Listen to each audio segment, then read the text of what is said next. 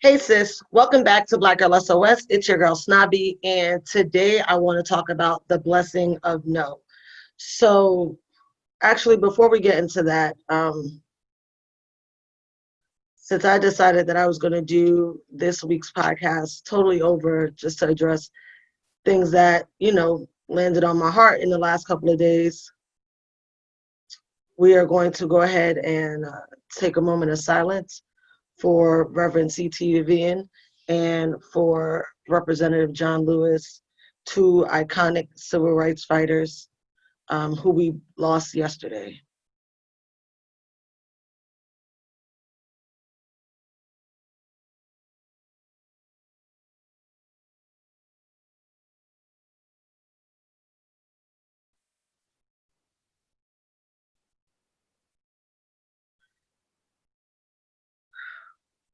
So yesterday was heavy, losing two iconic civil rights activists is a huge deal.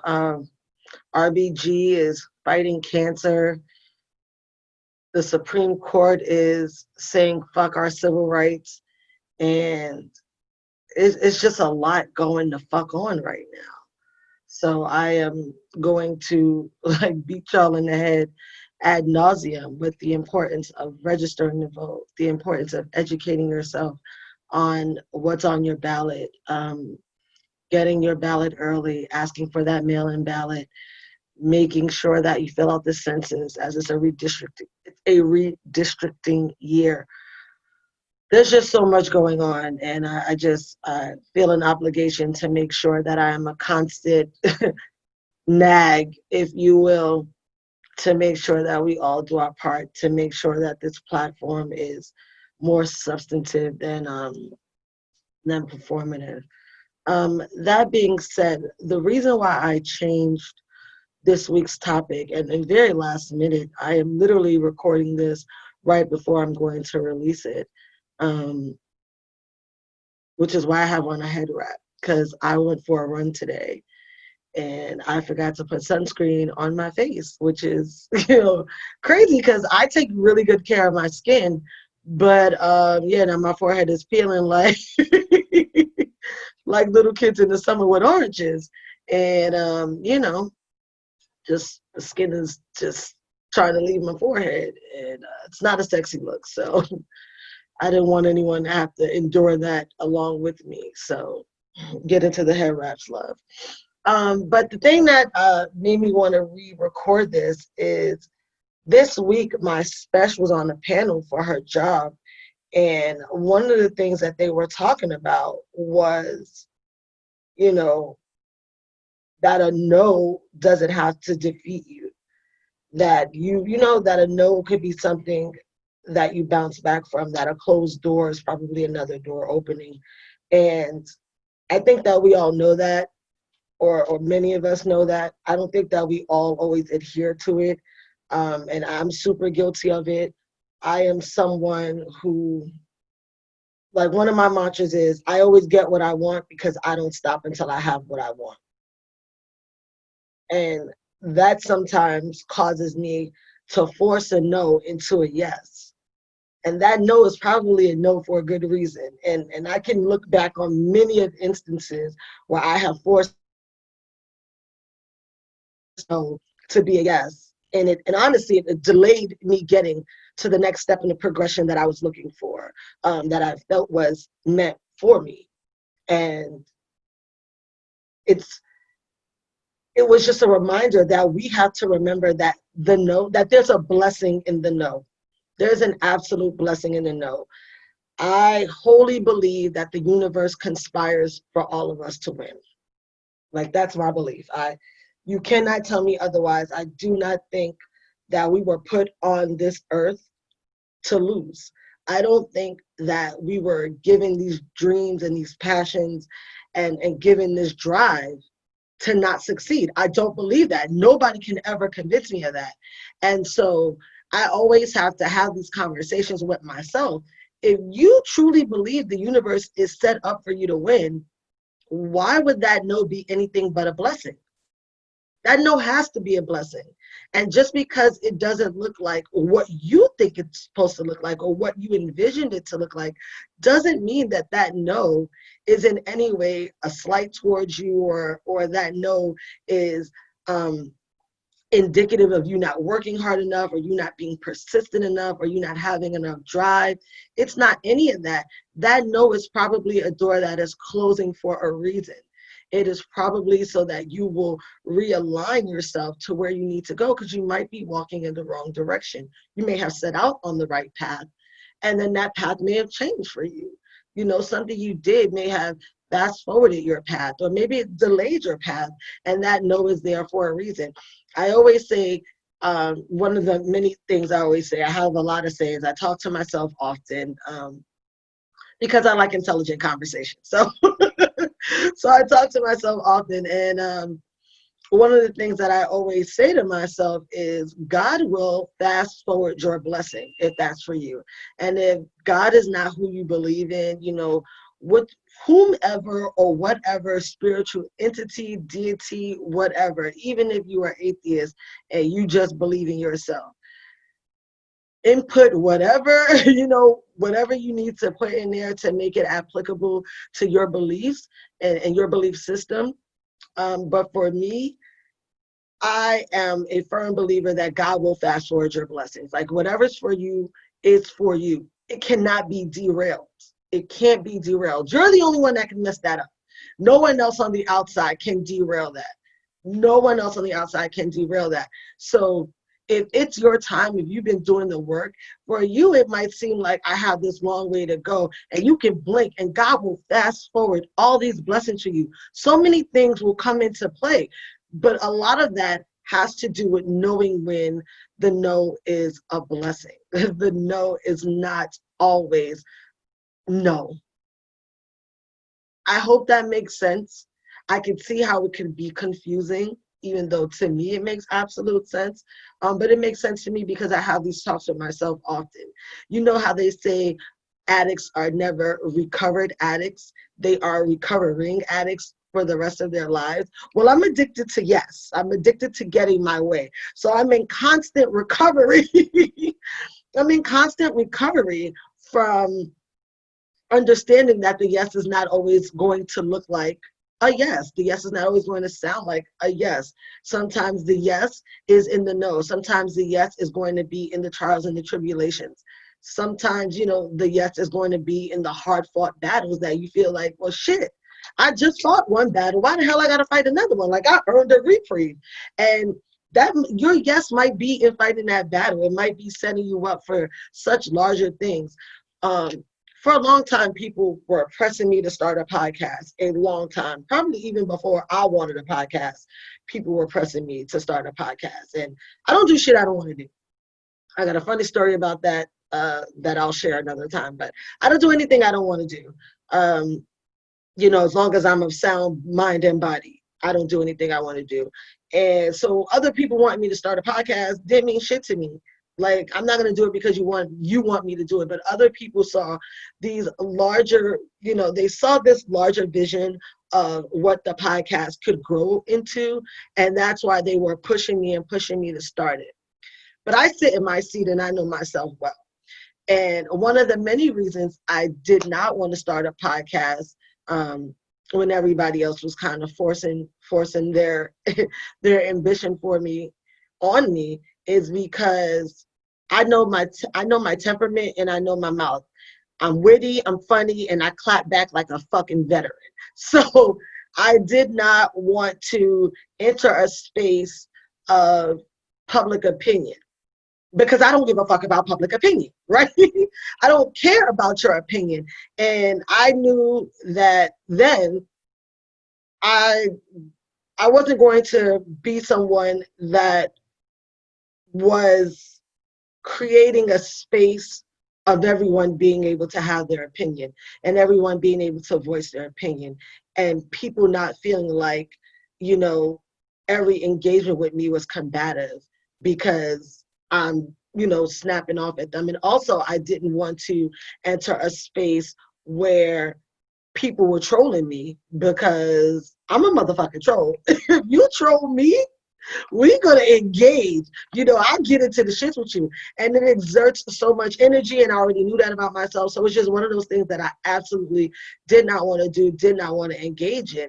And a lot of that about me has changed and has evolved. The way I enter conversations, my intent when I'm having a conversation, so much of that has evolved and changed that I finally felt like, you know what, I am in a space where one, I do want a podcast.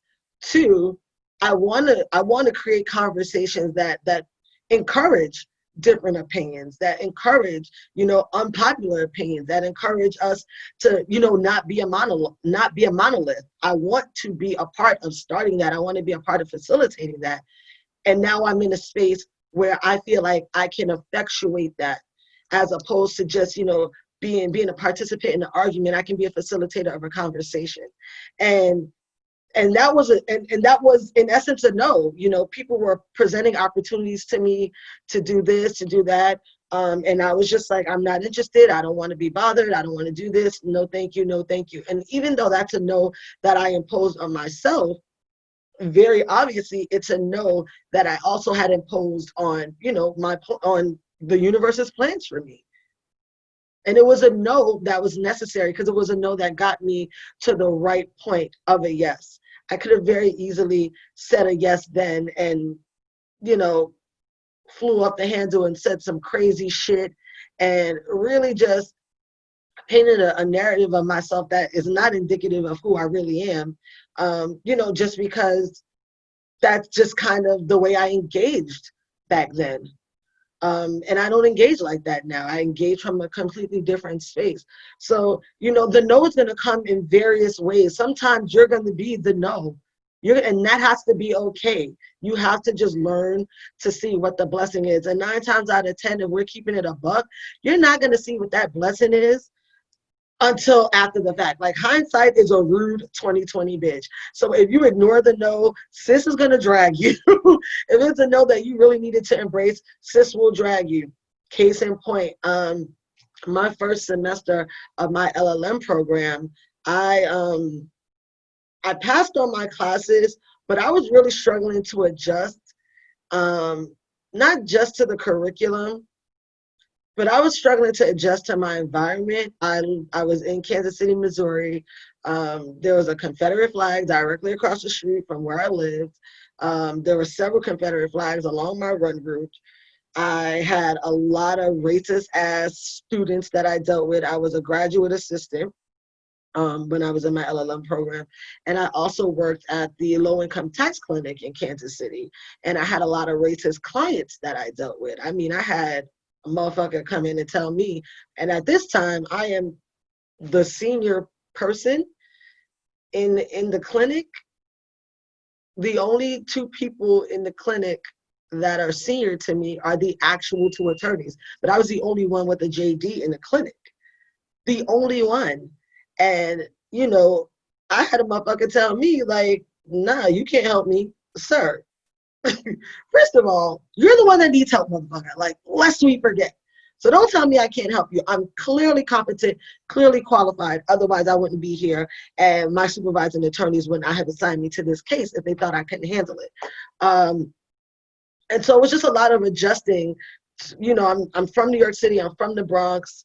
I went, and at this point, I was coming directly from an HBCU. I went to an HBCU law school, FAMU, Rattler Nation. So I was moving my life from Orlando, Florida at an HBCU to middle America along the Bible Belt, Confederate flags, and a lot of motherfuckers trying my Bronx ass all the motherfucking time. And I hadn't passed the bar yet, so that was weighing heavy on me. I was in this city alone, which, you know, it's not the worst thing, especially for somebody like me. That really isn't something that weighs heavy on me, being in a city alone, like living anywhere where I don't know anybody, because I meet people very easily. So it wasn't so much that I was in the city alone, but it was the way this city was set up. This city was draining me, and the city was really putting me in a place that I was gonna lose. Let me tell you something. I almost didn't get this bar card, y'all. Okay, I really almost did not. I had I had a housemate at the time who was a lot younger than me, and her friends were racist as fuck. They wrote a lot of racist shit about me on Facebook. So that caused a lot of animosity in my living space because I did not let that shit slide at the fuck all. Um, Down the line, me and Emma spoke those things out. We're in a good place. And, even now we're in a good place. So, Emma, if you happen to be listening, hey, girl, hey. But, I was just in this environment that was not constructed for my win. But I was so focused on what I had already envisioned. And here's what I had already envisioned. When I got accepted to my program, I also got an H&R Block fellowship. And I had worked for H&R Block for many years, many, many years I had worked for H&R Block. And H&R Block World Headquarters is in Kansas City. So in my mind, the pieces are finally starting to fall together. I'd wanted an international taxation job with H&R Block at World Headquarters. Like everything in my mind, these things are happening the way I envisioned it. Now, here's one thing we all need to remember. When we envision our life as if we're sitting in the audience watching it play out. We often forget nothing looks the same from the inside out. So while my plan is one I envisioned and saw from front row, from courtside, the way it's going to play out, I'm going to be viewing it from behind, from behind the scenes. It's a BTS and it's not going to look the same. And, we often forget that. And that also plays into us, not knowing when to respect and know as a blessing. So back to the story, I am, in my mind, I'm on par to nail the life that I set out to nail. Like when I left Buffalo for law school, this was the plan, and things are going according to plan, and I'm feeling really good. And then I get there and it feels like everything is against me, but I am not willing to concede. I'm not willing to acknowledge that. I already told you I get whatever I want because I won't stop working until I have what I want. So Kansas City giving me this really negative energy, this really negative experience. It's just, I'm not being thwarted by it. Like, I'm not letting this shit shake me. I'm just like, yo, I'm from the Bronx. I don't give a fuck about nothing y'all talking about. I came for what's mine and I'm leaving what's mine. Like, nobody's going to stop me from getting mine. And that's that. And that's my whole attitude. And I'm not realizing that if you really believe the universe conspires for you to win and you feel like this is an overwhelming amount of, conspiracy to lose, then maybe this ain't it. Maybe the universe brought you here to show you you can have it in a different way. This that you planned out is not for you. So end of my first semester, like I said, I'm struggling to adjust. I pass all my classes. And I sit with my advisor who I loved this guy. He was also from the Northeast and he was a Red Sox fan. He was a Patriots fan. And so, we would just talk shit all the time. He was my corporate tax professor. We would talk so much shit all the time. I remember when the Yankees, when the Yankees won and I bought him a Yankees t-shirt. I told y'all I'm a fucking troll. So, he did call on me a lot that day, but I came to class prepared because I knew that I was setting myself up for the bullshit. But he sat down and he talked to me and he was just like, you passed all your classes, but you're not like doing as well as I think you should be doing in your classes. And I was like, oh, fuck. Shit, world rocked. And I was like, okay, like, what do you think I should do? He's like, well, maybe you need to like drop one of the extra things you're doing. Like, what all do you have on your plate? So I was like, well, I got my full course load. I got, my graduate assistantship. I got the tax clinic. And I have my job at H&R Block. At this point, my job had started at the end of the first semester. And he's like, that's a lot to be doing while in an LLM program. And he wasn't wrong. He was absolutely correct. And anyone who has any advanced degree in tax, that You don't really got time for a lot of extra shit because tax is a very complex, very convoluted, very dense topic. And he was like, you probably should drop one of them. And I was like, well, I honestly, I don't have the space to drop anything. I said I can't drop my graduate assistantship. It's part of, that's partially paying my tuition. So I got to go to my GA spot. Like that's a non-negotiable. I can't quit this job at H&R Block. I was like, because this is how I'm paying the difference in my tuition. This is also how I'm eating. This is like literally my survival money. Like this is how I'm getting through. I'm broke. I'm literally fucking poor. I just did 3 years of law school. I took the bar. I failed the bars. Had to pay to take that shit again. Oh, and that was the other thing on my plate. So I had a full course load, a GA. I had a graduate assistantship. I was working in a tax clinic. I was working at H&R Block, and I was studying for the February bar. And I was not doing a good job at studying for the February bar because of everything I just mentioned.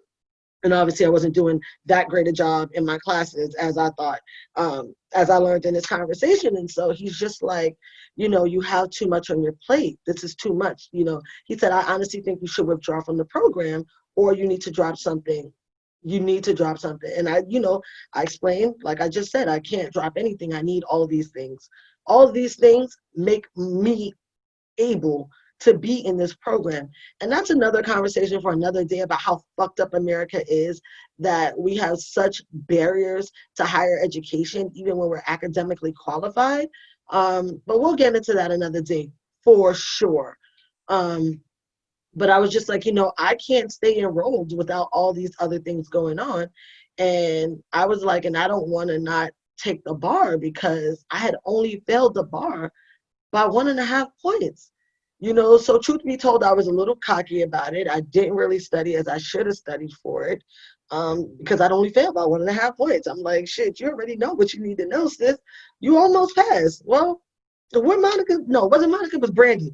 Almost doesn't count, sis. Like, you still not no goddamn attorney because you still failed that bitch. So I had so much on my plate, and he was telling me, either drop some things or withdraw. And all I could hear him saying was no. That's all I heard. I heard no, you can't do it. You can't do it. You can't do it. And in truth, he was really trying to help me pivot and set me up for success, but that's not what I heard. I heard no. Remember, I told you, sometimes the no you hear is going to be the no you tell yourself. It's not always the outside no. Sometimes the no you hear is the no you tell yourself. So I did not listen. I did not listen at all. And the next semester rolls around, full course load. I actually am working more hours now at H&R Block because they said we can start getting overtime. And I'm like, oh yeah? Thank you. I need the money. So I'm literally working until the last bus is leaving downtown Kansas City by the Power and Light District to take that bus all the way back out to UMKC. I am working until I have just enough time to run up the hill and catch that bus. When am I studying? What am I studying? I still had a graduate assistantship, and I still was in a clinic. I was still in the clinic. I had to finish up whatever cases I still had from my tax clinic. But now I was in the estate clinic. So now all of my clients are wills, estates, and trusts. And that's very time consuming also. It's extremely time consuming. And honestly, it's a little more hand holding than the income tax clinic, because at that point, those people are already in, a difficult situation. And they're just they just want help. They just want help. But estate planning it's a little more delicate. First of all, you're talking about someone no longer being with us. You're talking about blended families. You're talking about people intentionally writing kids out their will.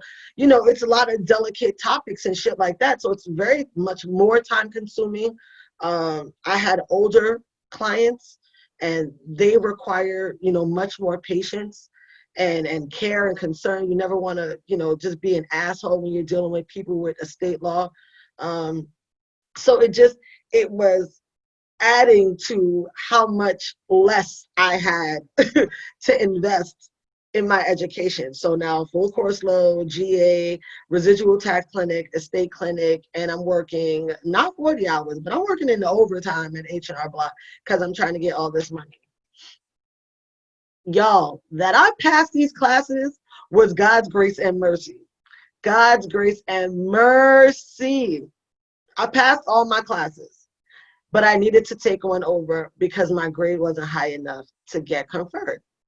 So I said, I'm not staying here an extra semester. Is this class offered in the summer? Because if it's offered in the summer, I'll take it in the summer. Like, what are we talking about? I was like, also, if I wait a whole nother semester, that's like a whole full round of tuition. Like, bro, I'm not trying to do all that. Like, I'm not staying in Kansas City. I'm not paying for housing here. I'm not trying to do this. Now, remember, coming here was a part of the plan. I wanted to be by H&R Block more headquarters. I wanted to work in international tax at H&R Block. These are all the things I wanted, and now I can't get out of here fast enough. So now I need to take this class over, or I need to talk my way out of having to take this class over. Clearly, I'm trying to do the latter. But let me run it back a little bit. So now, during this whole time, remember, I'm working at H&R Block. I am working on the international tax team. There is literally only, honestly, I only remember 2 Black people being on, our whole tax team, period. And then the 2 of us were on the sub international tax team. My boy Terrence, who is my accountability partner that I mentioned in the very first episode of Black Girl SOS. And so we're on this tax team, and not for nothing, I find myself second guessing myself. Like, I know what the fuck I'm talking about. I know what I'm doing, but I'm second guessing myself all the fucking time. I'm getting negative feedback from my manager, and I'm just like, yo, what the fuck is going on, bro? Like, new phone, who this? Because this ain't me.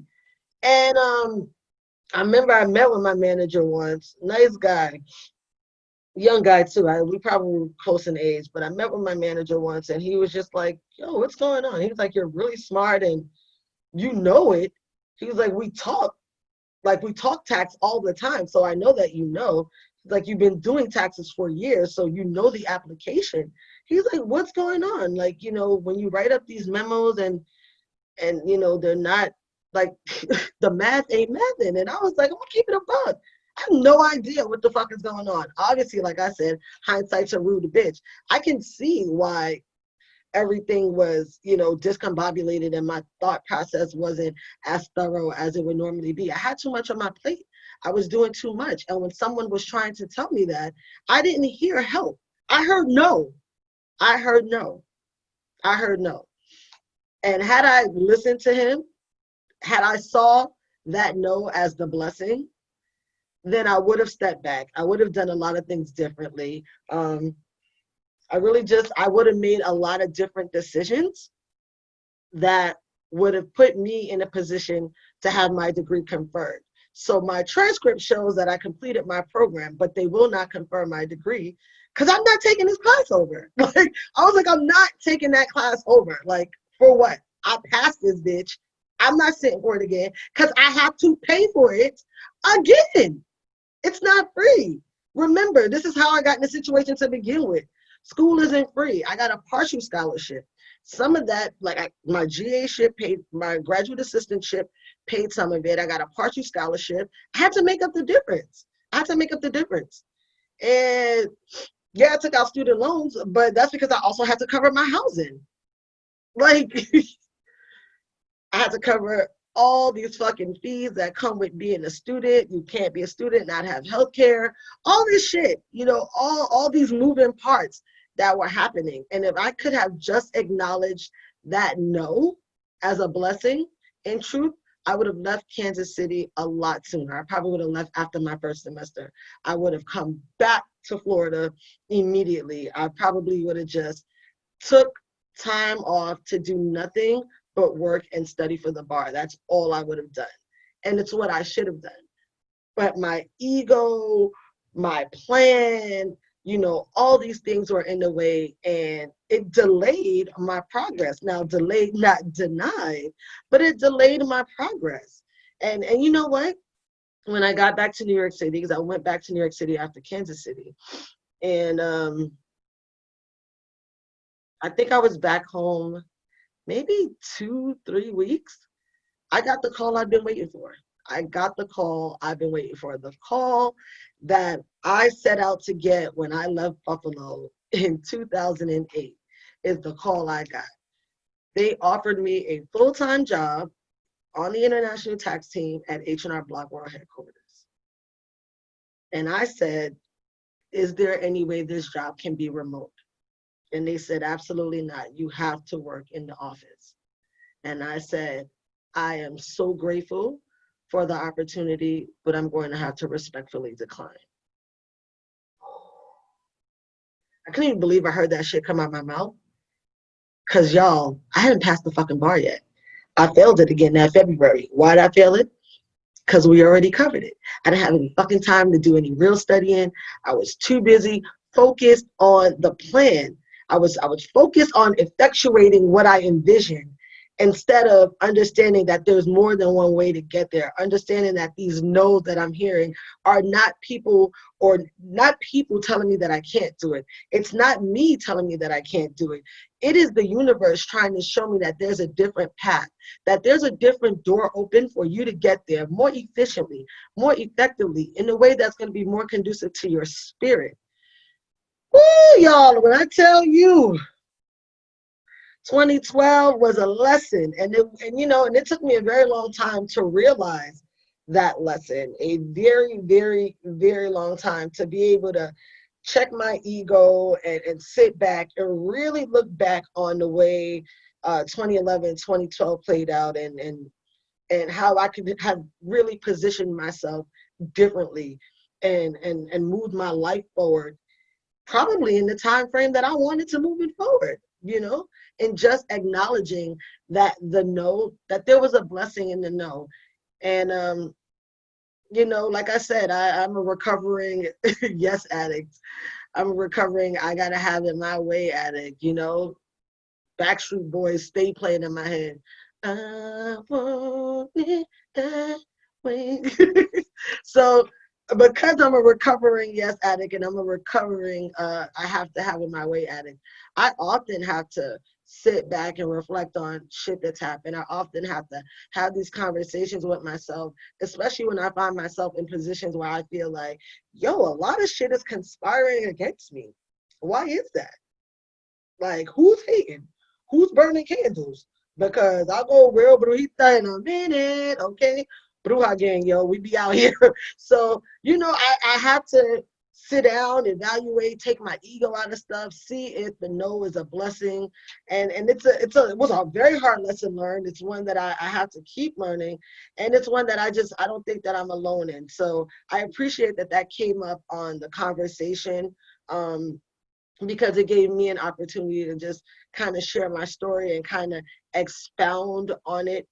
And hopefully, I hope that helps somebody else learn to see the blessing in a no and not think that every no and, every closed door is a missed opportunity or somebody hating on you and all that other shit. Because it's not always that. It's very often not that. Sometimes it's just the no you need to get to the yes you deserve. Sis, I hope that you have a fantastic Saturday. And until next time, you have a good one.